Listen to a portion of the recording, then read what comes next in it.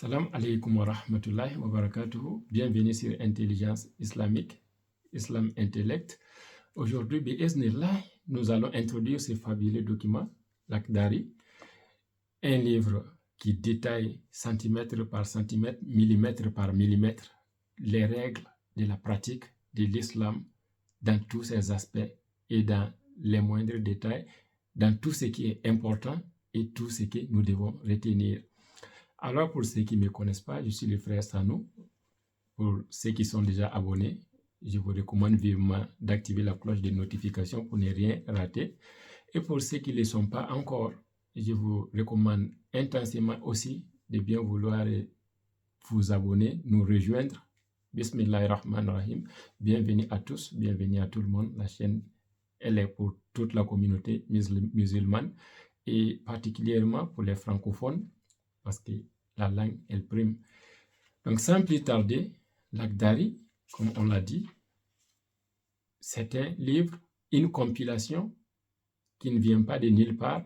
C'est un livre, une compilation qui se fonde, qui a ses racines dans le Coran, dans la Sunna, de façon essentielle.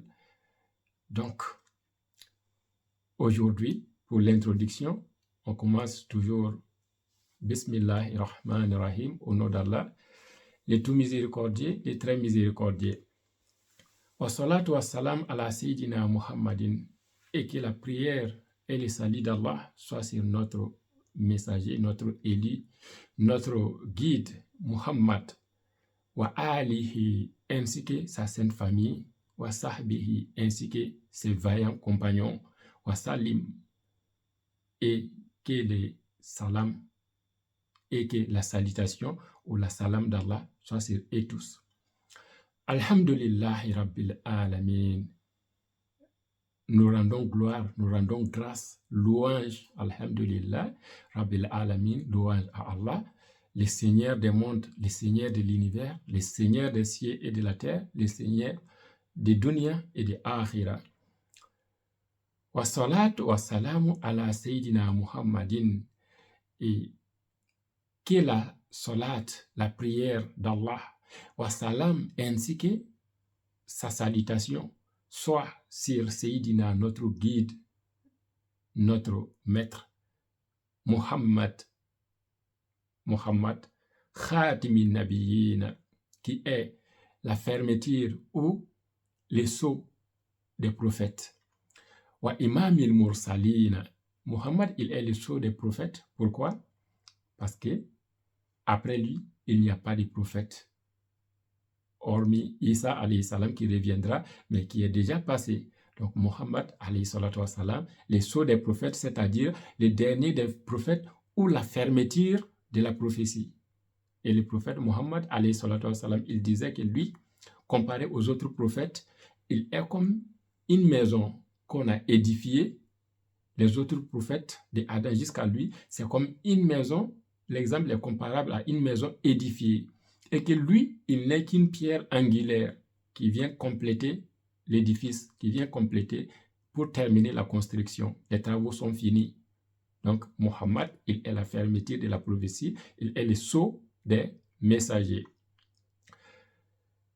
Wa Imamil Mursalina, et il est le guide, il est l'imam des messagers, le sceau des prophètes et l'imam des messagers. Lors de son ascension, Isra wa Miraj, Muhammad alayhi salatu wa salam, il a dirigé la prière avec les autres messagers derrière lui. Et en dehors de ça, il est l'imam des messagers et des prophètes parce qu'il a reçu la part suprême, la part qui prédomine sur tous les restes. L'Akhdari dit Awwala ma yajibu alal mukallif. Awwala, premièrement, ma yajibu alal mukallaf. Qu'est-ce qui est obligatoire pour mukallaf? Mukallaf, c'est qui? C'est le pibère. L'homme ou la femme, ou disons les garçons, ou la fille qui a atteint l'âge de la puberté, qui a commencé à voir les signes de l'âge mûr, de la maturité, de l'âge adulte, de 13 ans aux alentours de 15 ans, la puberté intervient et pour chacun, ça varie. Donc, pourquoi l'âge de la puberté? Pourquoi il parle des mukallaf, de celui de la personne puberte, de la puberté? Parce que c'est à partir de la puberté que nos actions commencent à être mentionnées sur nos livres. C'est à partir de la puberté que l'être humain, vis-à-vis d'Allah, dans la religion, commence à être responsable de ses actes. Donc, la puberté, c'est le symbole de la maturité du corps, mais aussi le symbole du début de la maturité de l'esprit, donc de l'âme également. C'est pour cela que on parle du pubère. Qu'est-ce qui est obligatoire pour la personne qui atteint donc la puberté? Avant la puberté, il n'y a pas de responsabilité vis-à-vis d'Allah. Donc, quand on commence à avoir la totalité de sa mentalité, on commence à percevoir le monde tel qu'il est vraiment, on commence à comprendre les choses, à voir les choses dans les vrais sens, alors les actes commencent à courir aussi.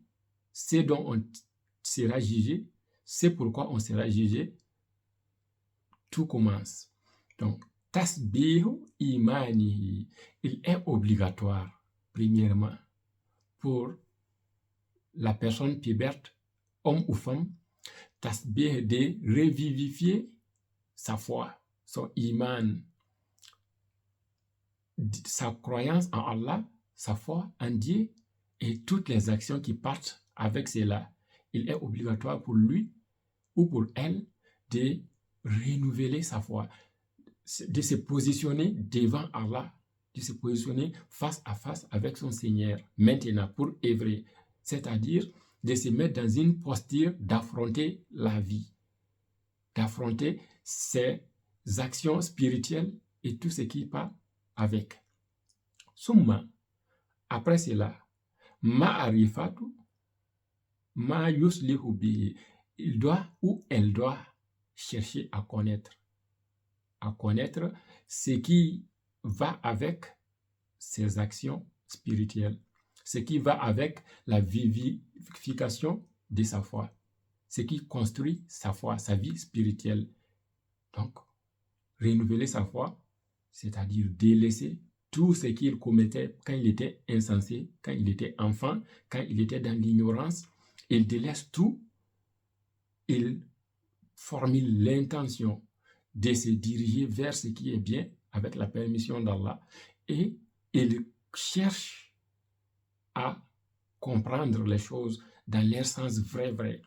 Avant, les parents lui disaient « fais la solate, fais tant. » Mais maintenant, à partir de la puberté, il doit se mettre dans la posture de chercher à comprendre lui-même ou bien elle-même les choses. Donc, ça c'est une obligation pour toute personne qui atteint la puberté. Donc, pour cela, il cherche la science. Farda ainihi, obligatoirement parlant. Donc, c'est une obligation. Et Allah dit dans un hadith qui est très répété, Fa'arifuni kabla anta budoni. Connaissez-moi avant de m'adorer. Fa'in lam ya'arifuni fa kayfa ya'budun. Si vous ne me connaissez pas, comment est-ce que allez-vous m'adorer? Donc, il est obligatoire pour nous tous, par moi, commencer de chercher à connaître qui est Dieu, qui est Allah, qui il est vraiment selon ses caractéristiques. Qu'est-ce qu'il a ordonné de faire et de ne pas faire? Qu'est-ce qu'il a interdit de faire? À quel degré d'importance? Qu'est-ce qui est obligatoire? Qu'est-ce qui est facultatif? Qu'est-ce qui est réprouvé? Qu'est-ce qui est interdit? Qu'est-ce qui est blâmable? Il doit chercher à comprendre tout cela dans sa religion et dans la vie courante. Donc ça, c'est obligatoire pour toute personne à partir de la puberté. Donc, qu'est-ce qu'il doit chercher à connaître? Par exemple, comme les piliers de la solate. Allah, c'est-à-dire, il doit savoir, en faisant la solate, le prophète alayhi salatu wassalam a dit de recommander la solate à vos enfants à partir de 7 ans. Et lorsqu'ils ils négligent la salat à partir de 10 ans, il faut les y contraindre. Donc ça, c'est une façon d'éduquer avec l'évolution, avec l'âge. Maintenant, à partir de la puberté, c'est-à-dire à partir de 13 ans, 14 ans, 15 ans, dès que tu atteins la puberté, tes parents n'oublient le devoir de te dire « fais la sourate ». Tu es responsable. Leur devoir, c'est de t'apprendre les choses quand tu es petit. Et quand ils ne les font pas, ils seront responsables devant Allah pour cela. Mais quand tes parents te disent « fais la sourate », fais tant, fais ainsi, ça c'est leur obligation. Quand tu atteins la puberté, leur obligation est finie. S'il y a quelque chose que tu n'as pas réussi à garder dans ta tête, dans tout ce qu'ils t'ont appris, alors toi, tu dois aller leur demander ou tu pars chercher à comprendre ailleurs. Donc, les parents ont leurs responsabilités et leur responsabilité a ses limites. Toi aussi, ta responsabilité commence à partir de ta puberté, à partir de l'âge nubile. Donc, comme les fondements ou les piliers de la sourate, tu dois connaître en tant que musulman qu'est-ce qui est obligatoire dans la sourate, qu'est-ce qui est facultatif dans la sourate, qu'est-ce qui peut détruire ta sourate, qu'est-ce qui rend ta sourate agréable à Allah, qu'est-ce qu'il faut faire dans la sourate, comment, quand, où, comment il ne faut pas faire, quand il ne faut pas faire, où il ne faut pas faire, ainsi de suite, tout ce qui entoure la sourate. Sachant qu'il est pilier. Pourquoi la sourate? Parce qu'il est pilier de l'islam au nombre de 5. Après la shahada, tu dois chercher à comprendre mieux ce que c'est que la shahada déjà. La sourate, la zakat, pour ceux qui remplissent les conditions, saum, le ramadan, pour ceux qui en ont les conditions aussi remplies, et également hajj, pour ceux qui remplissent également les conditions. Mais pour ce qui est la sourate, elle est obligatoire pour tout musulman jusqu'à la mort, sauf pour la personne qui n'a pas la jouissance de ses facultés mentales. Maintenant, si toi tu ignores tout cela, tu fais la sourate tous les jours, mais tu ne sais pas ce qui est obligatoire de faire, tu ne sais pas comment faire la sourate, alors qu'Allah dit de les connaître avant de l'adorer. Donc, parmi les choses obligatoires à connaître, ce sont les piliers de la sourate. C'est juste un exemple. Wataharati, ainsi que la purification. La purification est essentielle. Le prophète alayhi salatu wassalam disait que la pureté, c'est les tiers, la moitié de la foi ou les tiers de la foi, selon d'autres versions. Donc, sans la pureté, il n'y a pas de sourate, par exemple. Donc, tu dois connaître aussi la purification, la pureté majeure, la pureté mineure, l'impureté majeure, l'impureté mineure. Tu dois savoir quand est-ce que tu dois faire la purification majeure, comment tu dois faire, quels sont ces éléments obligatoires, qu'est-ce qui est facultatif dedans, qu'est-ce qui détruit ta pureté majeure, ainsi que la pureté mineure, c'est la même chose. Tu dois connaître toutes les règles qui entourent ces actions, parce que c'est ce qui fait la validité de ton adoration et de toute ta vie, parce que ton adoration est liée à ta vie. Donc, comme les fondements de la prière, comme les fondements de la pureté, siyam, et comme les fondements du siyam, des ramadans, et même des siyam surrogatoires.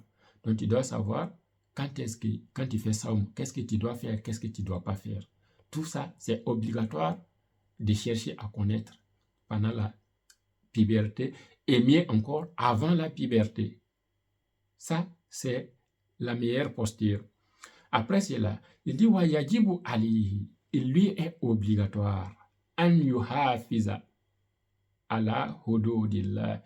Il lui est obligatoire an yuhafiza de prêter attention ou de prendre garde ala hududillah, aux limites d'Allah. Il est obligatoire pour la personne puberte de faire attention aux limites d'Allah, c'est-à-dire de chercher à connaître et à appliquer ce que Allah a ordonné d'appliquer, à délaisser ce que Allah a ordonné de délaisser. Tout ce qui est bien, tout ce qui est adoration, tout ce qui est bon, c'est ce que Allah a ordonné. Donc, il doit chercher à accomplir cela. Tout ce qui est mauvais, tout ce qui est mal, tout ce qui est détestable, Allah l'a interdit, à chercher à connaître cela et à s'en écarter aussi. Donc, c'est ça, an yuhafiza ala hududallah. Donc ça, c'est une obligation aussi pour l'être pubère. C'est pas on fait tout ce qu'on veut. Quand on va vieillir, on va se repentir, on va venir à la mosquée, on va faire la salate, on va faire le saum. Mais avant ça, on est jeune pour le moment, on s'en fout. On fait tout ce qu'on veut. De toute façon, on est jeune, on a la force. Eh, la mort, c'est dans 80 ans. Non, mon frère, ma soeur, c'est pas comme ça marche. C'est pas un jour tu prends la voiture, tu rentres, tu roules. Non. Doucement, pas à pas. Depuis ta puberté, tes actes sont mentionnés, tes paroles sont mentionnées. Les anges te suivent. Ils écrivent tout ce que tu fais, tout ce que tu dis. Pas une seule parole ne sort de ta bouche sans que ça ne soit écrit dans un livre qui te sera présenté au jour de la résurrection pour les jugements, pour la reddition des comptes. Donc, ce n'est pas quand on va vieillir qu'on fait la salade. Ce n'est pas quand on va vieillir qu'on va faire Ramadan. Ce n'est pas quand on va vieillir qu'on va arrêter de boire l'alcool ou de fumer la drogue ou de fumer la cigarette ou de fumer ou de faire ce que Allah déteste. C'est maintenant. Pour toi qui ne le savais pas, alors tu le sais maintenant. C'est maintenant. Commence à y venir dès la seconde que tu t'en rends compte. Se repentir, c'est maintenant. C'est pas pendant la vieillesse. Parce que tu ne sais même pas quand est-ce que tu vas vieillir. Et si tu vieillis, dans quelles circonstances est-ce que tu vas vieillir? Donc, il est obligatoire de marcher pas à pas vers Allah doucement et de lui demander son secours pour y parvenir. Parce que nous sommes faibles, nous le savons tous. L'être humain est faible. Nous faisons partie des créatures les plus faibles qui existent. Nous avons juste la bouche pour s'enorgueillir, mais l'être humain est faible. Notre âme nous tente au mal. Shaitan nous tire vers le mal. Nous savons tous cela. Mais Allah est plus fort que nous-mêmes. Allah est plus fort que Shaitan. Et Allah a l'omnipotence. Donc, observons par la permission d'Allah ce que nous devons observer dans la vigueur de toute notre force. Et après cela, Yakifu inda amri, et de craindre Allah. Il lui est obligatoire encore de craindre Allah inda amri, dans toutes ses actions, dans tout ce qu'il fait, dans tout ce que tu fais. Tu dois craindre Allah. Tu dois savoir que Allah, très certainement, il t'entend, il te voit. Allah, il t'observe. Tout ce que tu fais, c'est sous ses yeux. Il te voit. C'est pour ça que tu dois craindre. Tu dois craindre de piller les gens. Tu dois craindre d'extorquer les gens. Tu dois craindre d'escroquer les gens. Tu dois craindre de mentir aux gens pour telle raison ou telle raison. Tu dois craindre Allah, même si c'est à qui tu fais le mal. Ils ne peuvent rien contre toi ou ils ne savent rien contre toi. Allah sait tout et il peut tout contre toi. Donc, craindre Allah dans tout ce que tu fais. Wa nahyihi, ainsi de suite. Wa yatubu ilallahi. Il est obligatoire pour la personne puberte de se repentir à Allah. Subhanahu, pureté à Allah. Qabla an yaskhata alayhi, avant que Allah soit en colère contre lui ou contre elle. Donc, en simple, lorsqu'on est enfant, tout ce que nous faisons, Allah, parfaitement savant, il sait qu'on n'a pas nos facultés. L'enfant, il ne raisonne pas, il ne cherche pas à comprendre les choses, il agit fortuitement et comme ça, juste comme ça, il agit. Donc pour cela, Allah ne lui tient pas rigueur. Mais dès la puberté, on commence à raisonner, on commence à réfléchir, on commence à voir le monde dans son vrai sens, dans sa vraie version. Alors, pour entamer cette nouvelle vie qui commence, c'est obligatoire pour la personne puberte, pour nous, de nous repentir à Allah, de regretter tout ce que nous faisions de pas bien, parce que c'est doucement, c'est par-ci, par-là, à travers tes voisins, à travers tes parents, à travers la mosquée, à travers des simples étrangers, à travers tel et tel que tu apprends les choses. Telle chose est bien, telle chose n'est pas bien. Donc, au fur et à mesure que tu apprends, c'est comme s'il y avait une sorte de voile sur ton visage qui se découvre, qui s'enlève. Donc, au fur et à mesure que tu découvres et que tu vois tes actions, celles qui n'étaient pas bonnes, alors tu prends l'intention de les supprimer, de les délaisser. Et celles qui étaient bonnes, tu prends l'intention de les multiplier et de les faire perdurer. Et tu demandes à Allah de te donner la force pour cela, de te pardonner. Donc c'est obligatoire de délaisser ce que tu faisais de mal avant que Allah ne soit en colère contre toi. Pourquoi? Parce que c'est pendant notamment l'adolescence que l'être humain est très facile à se perdre. On se perd très vite, très facilement pendant l'adolescence, avec les hormones, avec les changements dans notre façon de voir les choses, avec les changements dans notre corps. C'est une sorte de folie qui ne dit pas son nom. L'adolescent, c'est vraiment, l'adolescence, c'est une période troublante, une période difficile, complexe, compliquée, tout ce que tu vis. Donc, c'est cette période, elle est cruciale dans notre vie.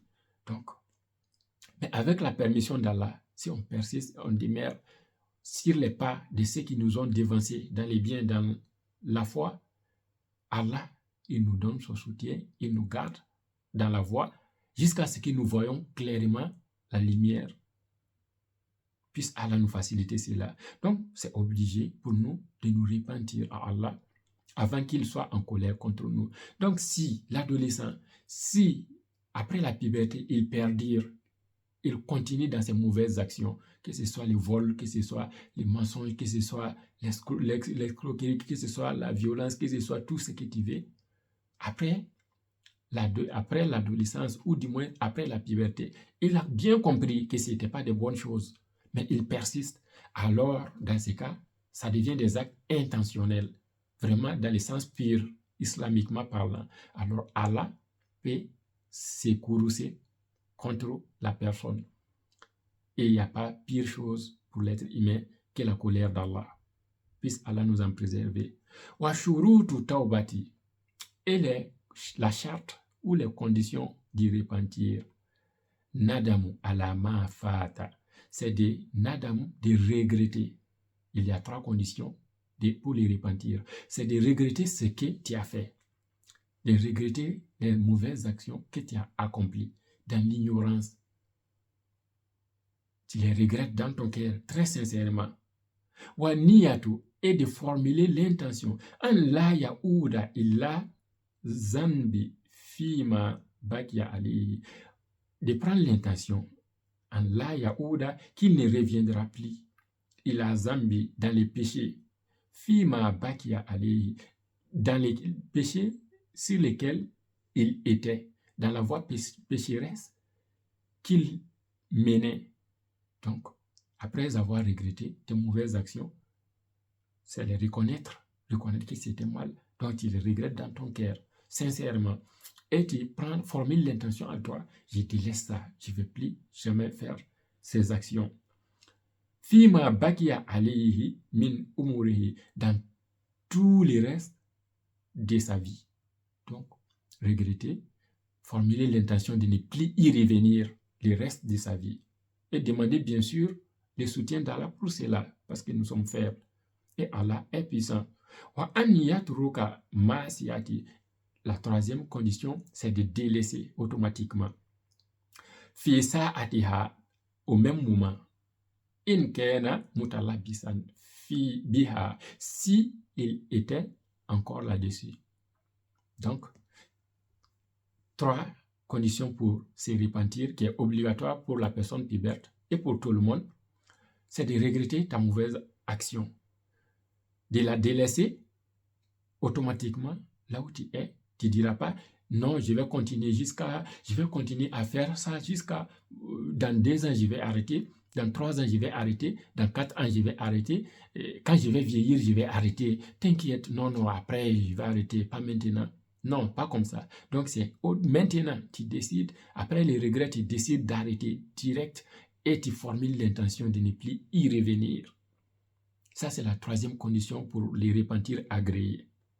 Wala yahilu lahu, et il ne lui est pas autorisé an yu'akhkhara tawbata, de retarder les repentirs.